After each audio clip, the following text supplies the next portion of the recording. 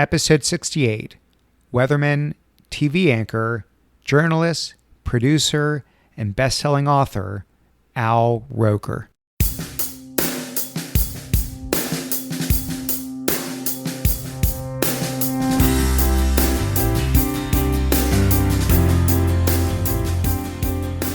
Welcome to The Art of Excellence, a show about people doing extraordinary things in their lives. I'm your host, Glenn Zweig. Thanks for joining me.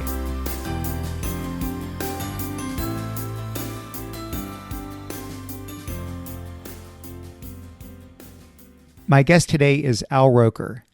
Al is a weatherman and co-anchor of NBC's Today Show, an Emmy Award-winning journalist, a television producer, and a New York Times best-selling author. He has spent over 4 decades in television and received 14 Emmy Awards. He has written a number of best-selling books, the latest book titled, You Look So Much Better in Person, True Stories of Absurdity and Success. Al, welcome to the show. Well, thanks, Glenn. Nice to be here. I was actually hoping before we dive into the interview itself, could you maybe give me a quick preview of the weather outlook for Atlanta this weekend? It'll get light in the morning and stay light. The old George Carlin routine. I've got a tennis match, so this is actually pretty critical here. That you're playing in or you're going to watch? That I will be playing in and hopefully winning. Well, good luck. I can't predict that either. I do remember reading somewhere, one of these books, that the weather bureaus often sort of intentionally change the outlook for rain. They make it more conservative than it actually is to sort of manage expectations. Have you ever heard that? I have not heard that. First of all, it hasn't been called the Weather Bureau in like 50 years. What are you, like your grandpa? What is that? The United States Bureau of Weather and Geological Survey. Clearly, I have no business doing the weather forecast, but no, I did read that. I don't remember which of the providers, but that if the chance of rain is 20%, they might say 40%, just so they tick off less people. I mean, that may be true. I certainly wouldn't, because then people go, well, I didn't go out because you said it was going to be raining, and now no, you'd have to be insane to do that. Okay, all right, fair enough. So, Al, I love to, go back to the very, first chapters of people's lives. I know your father was a bus driver. Yes. Your mother was a homemaker. Yeah, she worked, off and on as a, she was also a nursing assistant, and, but but for the most part, she was home. Okay, a traditional blue collar upbringing, I would assume. Yeah. What kind of values would you say that they instilled in you? Well, I think.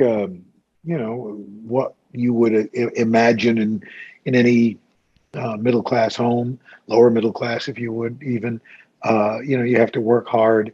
Both of my parents were children of immigrants. My dad's family from the Bahamas, my mom's family from Jamaica. And, that you work hard. But I always remember my dad telling me, especially in high school, you're going to have to work twice as hard and be twice as good to get half as far as the white kid next to you. And it wasn't said with any rancor or anger, just kind of that's the way it is. And, we were raised by 2 parents who wanted their kids to do better than they did. And it was a lot of love. I mean, there were 6 kids, 3 of us biological, 3 of us foster and adopted kids. And it was kind of your typical American upbringing in the late 60s or into the 70s. Yeah, you mentioned that advice your father gave you, working twice as hard, and I believe he gave you that advice as you were heading off to college. But I'm assuming that wasn't just advice about making it through school, but making it through life, through your career. Oh, absolutely. Although he didn't specify the time period. He was a pragmatist. I had to deal with racism far more than I did, but was still an optimistic guy and believed that this was a great country and that you could do well if you were willing to work hard. And there's no guarantee, obviously, I write in my book, you look so much better in person.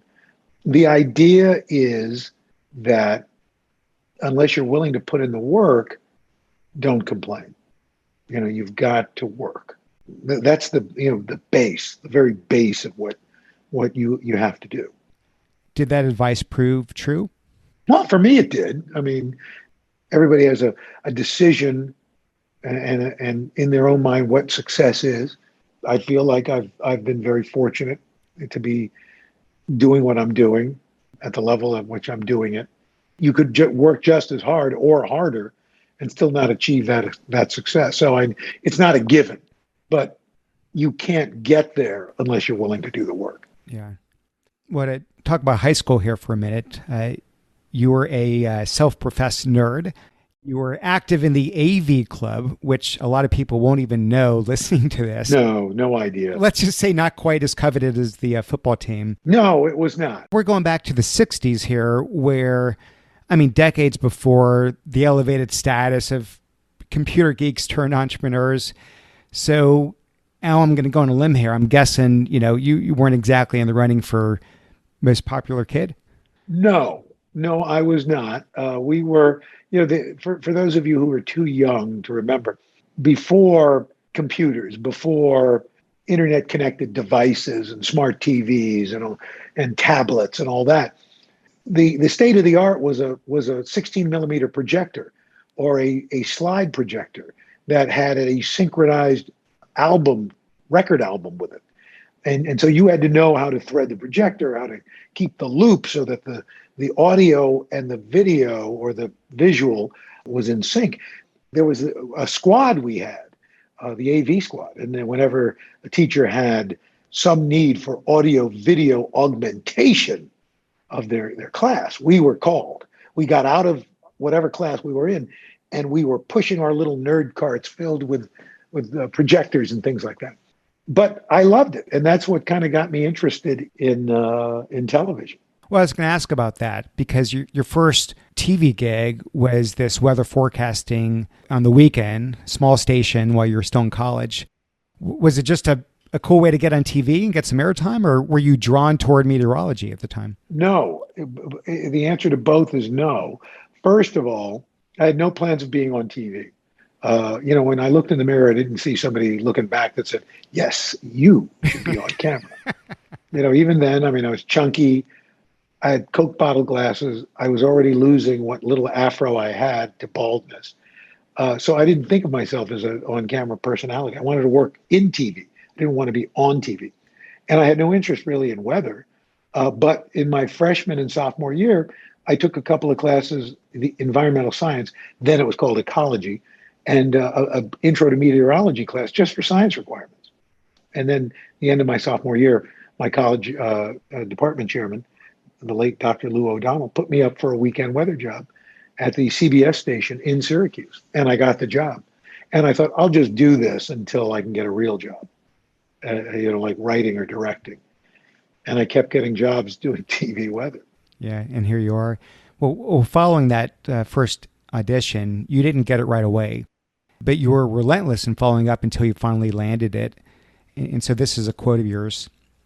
If you want something badly, keep at it until it's yours, or it's no longer an option. Don't stop because you think you've tried hard enough and you believe it's not going to happen. Don't make those assumptions. Stop when you receive a flat out no. So, Al, we talked about the work ethic, of course. To me, this is more about tenacity and determination, I think, than anything else. So has that been another recurring theme throughout your career? Yeah, I think so. Here's the deal. I am a firm believer in wearing people down. That's how I ended up dating my wife. I just wore her down. And that first job, I just kept calling the news director to the point where, and this is my age, there were actual human beings answering the phone. There was a switchboard operator. And it got to the point where she knew my voice when I would call. And she'd tell me, oh, no, dear, Andy's not in right now, but I'll be sure he gets the message. And that's the thing I tell kids, the Gen Zers, the millennials, I don't know what they're called anymore, but I can't keep track of Yeah. what. I think, by the way, it doesn't matter because I think between my Weather Bureau reference and your switchboard, we've lost all the millennials and the Z anyway. So Millennials, Gen Zers, Gen Xers, whatever. I don't know. Anyway, I basically tell them, like, I have an assistant who's 26, and I'll say, so did you reach out to so-and-so? He goes, well, I emailed them. I said, but did you call them? Well, no, but I emailed them. I said, and then, oh, I texted them. I said, no. Call, text, email, rinse and repeat. To me, I would far rather call somebody than either email or text them, because you kept bouncing back and forth. So you send your email, then you got to wait for their email to come back. Then you got to compose the email. By the time you make the phone call and you talk to them, you're done. And there's no mistaking the tone, as Jerry Seinfeld says. It's all about the tone. It's about the tone. it's pretty good, actually. And by the way, went to college with Jerry Seinfeld for the first 2 years. He went to SUNY Oswego. Oh, really? Were you classmates? Yeah, we had a couple of classes together. I would love to pretend that we were best pals, but we were not. Well, let's just go with that. He was nice enough that he put me in the show. So, I will take that. Pretty early in your career, you had met Willard Scott, one of the most famous weathermen at the time, maybe the most. The most.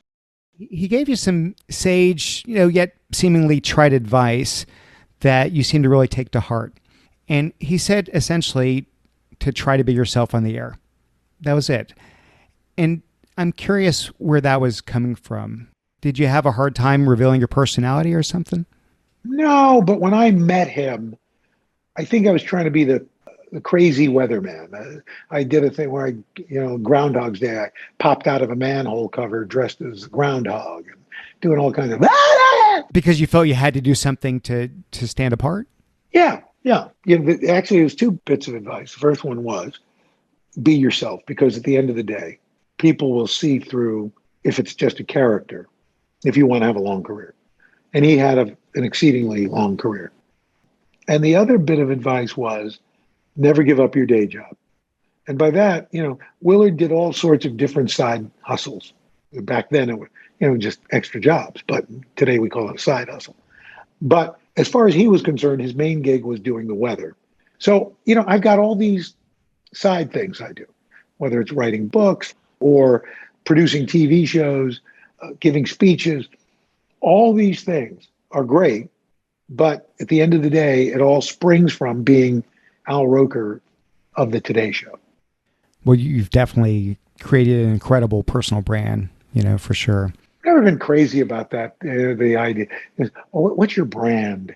I don't know. It's an extension of who you are. It's your personality. It's not something that's fabricated. No, I know. I get it. To me, it makes it sound like you've created this thing on purpose. I didn't set out to be a brand. I just set out to be Al Roker. I guess the problem is I think people now start, I've got to create my brand, as opposed to just be you. Everything else follows. And so once you let go of this need to try to be someone you weren't, and let's just have Al Roker, come out and come through the TV screen, what was Al Roker? What was it that people were drawn to that obviously has kept you in that seat for so many decades? I'm not doing the humble brag, but I honestly don't know. It's like sausage, I love sausage, but I'm not going to figure out what's in it because I most likely will be disappointed and then be turned off from sausage. I just do what I do, and hopefully people are going to be drawn to it. If you try to figure it out, you end up with like new Coke. Again, if you're a certain age, you know what that means. Well, they just discontinued Tab, so yes. Wow, I didn't even know they were still making Tab. Right, I didn't either. Well, evidently they were, and now they're not. And that's probably why they're discontinuing it, because nobody knew. So I want to go back to again the early foundations, underpinnings of your career here. There was this one serendipitous event that happened. It was in DC, I believe, when the news director told you that he just didn't want you doing the weather anymore. So he gave you an offer to be the TV and movie critic. So you decided, no thanks.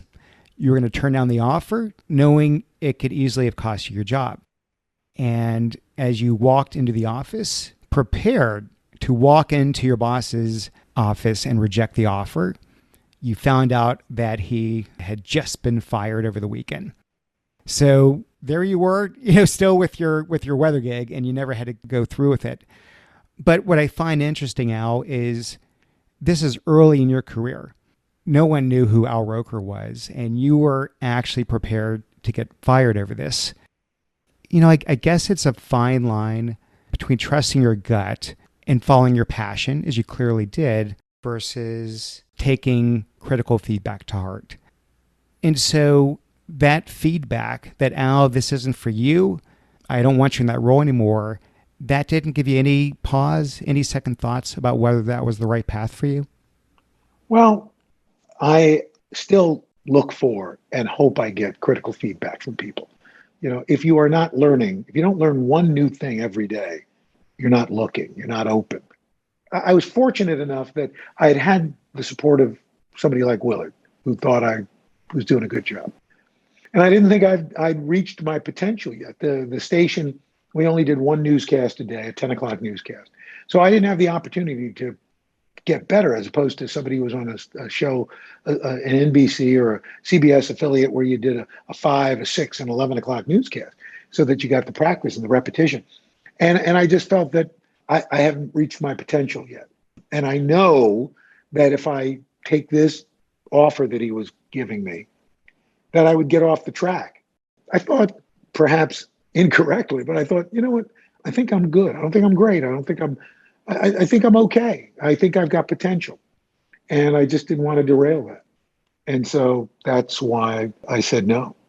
You mentioned in one part of the book, actually from the get-go, you said, forget life plans. I don't believe in them. It doesn't leave any room for spontaneity and adventure. So here you are, and I think it's a pretty critical fork in the road. And I'm not saying it was completely structured for the next, several decades, but you knew what you were drawn to. You knew that you had a lot of learning and a lot of growth, and you didn't want to deviate from the path, and you stuck with it. I mean, that's sort of a plan that you wanted to stick with, right? Well, here's the thing. When I think plan, like these people have these 5-year plans, and they've got these benchmarks they've got to hit, and boom, boom, boom. I prefer to think of, I'd like to have an outline, I'd like to do this, but I didn't know how I was going to get there. I didn't know what steps I was going to have to take. It was more of an idea than a structured plan. When I talk about plans, like folks who, again, they have these, by this year, I'm going to be this, by this year. I mean, you look at what's happened in the last 7-8 months, everybody's plans have been thrown out the window. Yeah. Nobody could have planned for this. And so I guess I talk about not going with a strict plan, because being able to roll with the flow is basically the one sure thing that if you can do that, if you can master that skill set, you're going to do okay. The people who could adjust and bob and weave during this pandemic have been the ones that have done okay. Look, in some instances, you can't. Circumstances preclude you from doing that. But for those who can, I think that's a pretty good deal. I'm with you. I agree.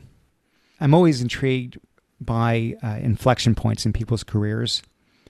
And I think if there were one, there were probably multiple along the way, but if there were one that you could point to, I think from my perspective, outside looking in, this was it. And you were in Cleveland at the time. You were doing the weekday weather, and you had gotten an offer to join a station in New York to do the weekend weather. And of course, New York City, it's the number one market in the country, but it was just the weekend. And they also offered to double your pay if you could stay put in Cleveland. So what did you do? You decided, despite the money, you walked away from the money, walked away from the airtime, took the weekend gig in New York. Of course, the rest is history here. And with the benefit of hindsight 2020 vision, it still must have been a really difficult decision at the time to make. Well, to be honest, I actually, at first, I accepted the job. I had just gotten divorced. All my friends were in Cleveland. And the station came up with this offer to double my salary and promise that in 2 years they would move me to New York at the salary I was making in Cleveland. And I thought, you know what? I'm going to stay. When you have people who are clear headed and have your best interest at heart, that's worth its weight in gold. And I had a news director, this woman, Chris Ostrowski. I told her I was going to stay, and she pulled me into her office and she said, look, as your news director, I think this is fantastic. Great idea. As your friend, I'm telling you, you're making a huge mistake. Take this job in New York and get out of here. It's your time. And 6 months after I left and got into New York, the Monday through Friday job at WNBC opened up and I got that job. So, it's about sometimes you can't see what you need to see, but somebody else can. One of my favorite TV shows is The A-Team, bar none. I just love that show. And individually, these guys were all good, but together as a team, they were unbeatable. And my thing is, you've got to find your own A-team. You've got to find the people that fill in the holes in your life, both personally and professionally, from different skill sets. Mm-hmm. And, to have a truth teller like Chris Ostrowski is beyond incredible. So I want to go back to your father's warning, if you will, around the racism that you're going to encounter. And, unfortunately, you would encounter your fair share of it over the years. But you would sometimes deflect it using humor, which I thought was really interesting. And there was this one time you gave this example. You were on the air. I don't know which station it was. You were all ready to go, about to deliver the weather. And then one of the co-anchors turns to you and says that last night after the broadcast, he was attacked by one of your people. He actually said that on the air. And without skipping a beat, you just looked at him and responded with, "Why would a weatherman attack you?" Which, by the way, is a brilliant comeback. And then you just dove right into the weather forecast after that. I love the quick wit. But Al, forgive me for trying to pry here, but is the humor some way of masking a deeper underlying anger and pain? I think it's all about calibration. Although, to be honest, at the time, I hadn't really thought about it. But as we've come into 2020, in the last year and a half, I think what I've come to realize is that you can, and somebody, believe me, I'm not putting myself in the same category, but somebody like Trevor Noah, who uses humor and wit and sarcasm and irony to point out inequities and racism and sexism. I think he's brilliant at how that happens. And again, not putting myself in that category, but I think sometimes you can make as strong a point with humor to point out the absurdity and the ridiculousness of something as you can with outrage. I mean, it's another kind of outrage, but it, I think, makes people think. And people got the point. The switchboard lit up. The guy was suspended and then demoted and eventually left the station. But I got my point across. Well, I mean, it's pretty clear in recent months just how prevalent racism still is in society. If you look back over the decades you've been in the business, do you feel like it's subsided considerably since you first embarked upon your career? Glenn, if you had asked me that 5 years ago, I would have said, yeah, it's better. Oh, yeah, it's still there. But, I think a lot of us, number of us, thought that, with Barack Obama, we were entering maybe now a post-racial period. But I think what happened was it really brought it out into relief, how much racism there still is out there. And I think in the last several years, it has become even more pronounced and even more overt to the point where, finally it was like, it's enough. Let's do something about this. Mm-hmm. But yeah, no, I think it's far worse today than it was 10 years ago. Let me rephrase that. It is far more out in the open today than it was 10 years ago. But I do think it's worse. Are you hopeful at all? I am, because I was very fortunate. I got to do the last interview that John Lewis gave. And I asked him, you see these demonstrations, you see these protests, does it give you hope? And he said, yes, it does. He said, I see this coalition of young and old and black and white and Asian and brown. And yeah, he goes, I've said it before, but we've gone too far. We're not going back. And if John Lewis is hopeful, man who literally spilled blood for this country, his own blood, maybe there is a reason to be hopeful. Yeah, well, that's good to hear. Forgive the non sequitur here, but back to the work ethic. And your work ethic is truly incredible. You have been getting up at 3:45 a.m. your entire career. Now, the Today Show doesn't start until 7, I believe. Right, yes. And it's not like you need 3 hours and change to get ready. So what do you do with all the extra time? What is it that's so sacred about these morning hours for you? I don't like to rush. Get up an hour before you need to. Because in that hour exists moments of clarity, of quiet, of being able to get more done than you probably thought you could. So I could get up at 4:45, no problem. But like I use the time sometimes to do some Peloton. I use it when I was writing the book. I used a lot of time to go over things and write because the dog's not even up at that time. It's just quiet. And do you find it to be not just in terms of it being quiet, but just as far as mental clarity? Is that the most productive time for you during the day? Yeah, I think so. Nobody's sending you emails at 3:45. Nobody's texting you. Nobody's calling you. The kids aren't up. Your significant other isn't asking you for stuff. It's your time. Time is the one commodity that you just can't manufacture more of. So the only way to make more of it is to start earlier. Well, up until now, I thought I was an early riser, getting up at 4:30, but now I feel lazy. You mentioned that you've had to deal with a lot of different personality types to be successful. Easier said than done. So is this a skill that you had to learn or just something that always came natural to you? I don't know, Glenn. I mean, maybe because I was the oldest of 6, I had to wrangle, my mom wrangled 5 other kids and each one of them different, each one of them their own personality. My dad was like that. I remember once kind of marveling, my wife and I had gotten invited to this thing at the New York City Ballet, one of those hoi polloi type events. We were at a table with the Prince and Princess of Sweden. The organizer said, we've got 2 extra tickets. Would you like to bring them? And my wife said, do you want to ask your parents? And I said, sure. My dad dusted off his tux and my mom had got a nice dress. And I was watching him and I'm thinking, what's my dad going to talk to the Prince of Sweden about? I look over, they're talking about fishing. And once you catch it, what's the best way to prep it? And I'm like, I'm pretty impressed with my father. So I think that's where I kind of got it from.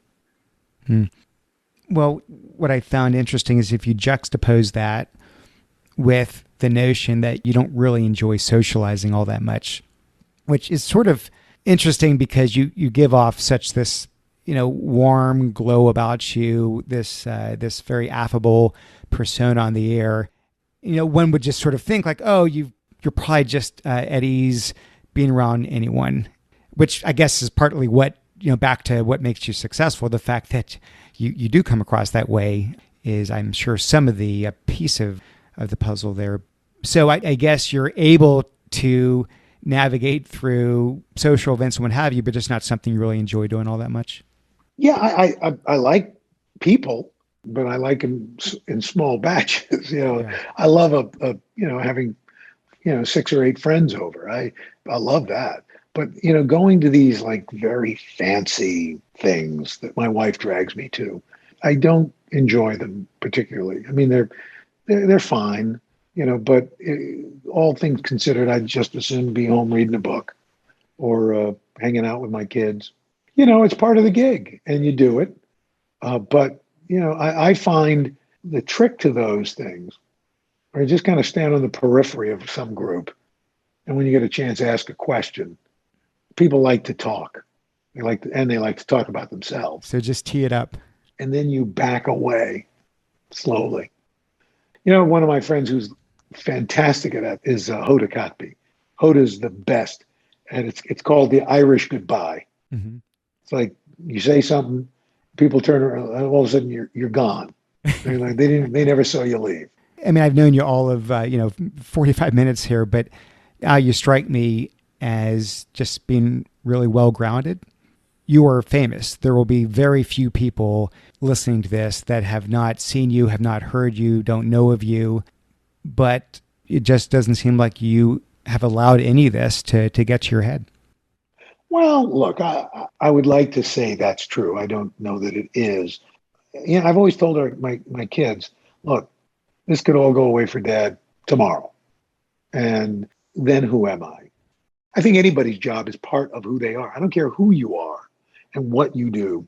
I think your job is part of who you are. So yeah, that's part of it. But I still like to think that whether I was doing this or I was a chef or an animator, which are two of the other jobs I would have loved to have done, that I'd still be the same person.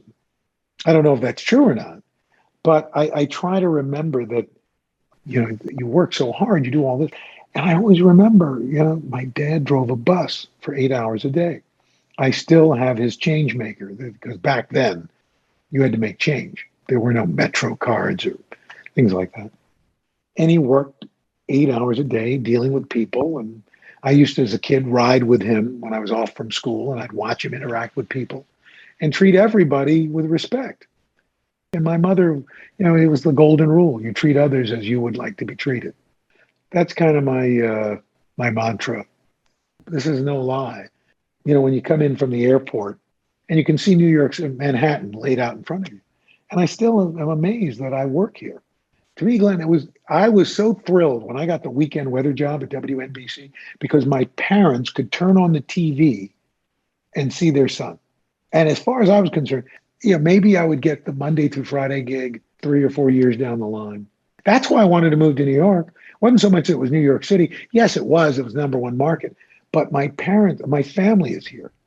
At the end of the day, I don't know about you, but, you still kind of want to impress your parents. Yeah, it never goes away. Do you ever wonder, back to that crucible moment of leaving Cleveland and going to New York, ever wonder how your life might have turned out had you not taken it and stayed put? Yeah, I mean, look, it would probably be different. I would like to think still be fulfilling, but, because you wouldn't know what had happened or what you missed, one would hope that would be okay. And everybody, you'd have a fulfilling life. But, you just don't know. And I guess that's the beauty of it. There's that movie, Sliding Doors, if, you just step through one door instead of the other, mm-hmm. What would have happened? But you wouldn't know. Listen, I had a great time in Cleveland. And if I had stayed in Cleveland for the rest of my career, I probably would have been okay. Well, you've obviously continued to, expand. I know you don't like the brand, but, your brand, you're doing other things, you're producing, you're doing lifestyle segments, you're doing interviews, you've evolved way beyond, your meteorological roots, I guess. I take it you don't need to work anymore. So you just keep doing this because you love doing it. No, I still need to work. I mean, whether it's financially or something inside, I enjoy this. I love this job. I love what I get to do. My dad retired at 55 because he wasn't enjoying, he was in management in the transit authority, and he had lost a couple of friends, had gotten, and he thought, life's too short. I want to do other things. Right now, I can't think of the other thing because I'm so fortunate that I get to do this unbelievable job, but it still allows me to do other terrific things. So why would I give that up? Yeah. So there's never a time, if you peek ahead, where you think you might want to hang up the cleats, so long as that people like you and the ratings are there, that you want to just stick with it. When you remember the original, what you consider the OG 60 Minutes guys, I mean, most of those guys worked into their 80s. And I don't think it's any coincidence that each one of them, after they retired, passed not too long after that. I mean, it's because they were in their 80s. But, these guys were doing good work. I always remember I mentioned Walter Cronkite. At the time, CBS and a lot of companies, a lot of corporations in America had this. You hit 65, you had to retire. Walter Cronkite was still at the top of his game. He was still number one, but he hit 65 and CBS made him retire. He probably could have gone for another 15 years. And coincidentally, when the CBS Evening News fell into trouble, who did they go to? Bob Schieffer, who was in his 80s and did it for a few years. Their numbers have never been as good as they were with Bob Schieffer. Well, a lot of people listening are going to say, well, gosh, if I were a TV personality, that seems like a cool, fun gig. I'll keep doing it forever. Was there ever for you a plan B if this TV thing didn't work out?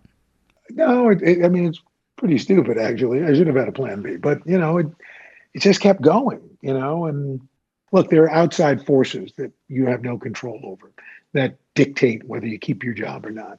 And I get that. But all things being equal, I think whatever I was doing, I'd still be doing it. And you mentioned that you still get nervous before your segment, which is hard to believe because here you are 4 decades into it and you still get butterflies in your stomach. I'm nervous right now because if you want to do your best, if you can phone it in, if you're not really excited, why are you doing it then? And given my penchant for misspeaking and putting my foot into my mouth, any given morning I could tank the whole career. Right. And when you have those nerves, anything you do to just calm yourself down and center yourself before you go live? My thing each morning that kind of sets the tone for the day, kind of settles me down, is I play the theme from the A-Team and I recite the open. That's my mantra. We're talking A-Team as in Mr. T. As in Mr. T. In 1972, a crack commander unit was sent to prison by a military court for a crime they didn't commit. These men promptly escaped from a maximum security stockade to the Los Angeles underground. Today, still wanted by the government, they survive as soldiers of fortune. If you have a problem, if no one else can help, and if you can find them, maybe you can hire the A-Team. Dun, dun, dun, dun, dun, dun, dun. So for those that are struggling with, say, meditation, this might be the alternative. That's the alternative. Al, the name of this podcast is The Art of Excellence. I love hearing how my guests think of that word excellence. What does it mean to you? I think it means doing your best, your level best every day. About, not phoning it in, about not coasting, but giving it your all every day. Every day you're not going to succeed, but if you start with that goal and you come close, you're having a pretty good career. I like it. Well, Al, I got to tell you, the same way you put viewers at ease, this has been really just relaxing and enjoyable and engaging, and what a brilliant career you've had. Al, thank you. Thank you for being on the show. You're welcome, Glenn. Nice meeting you.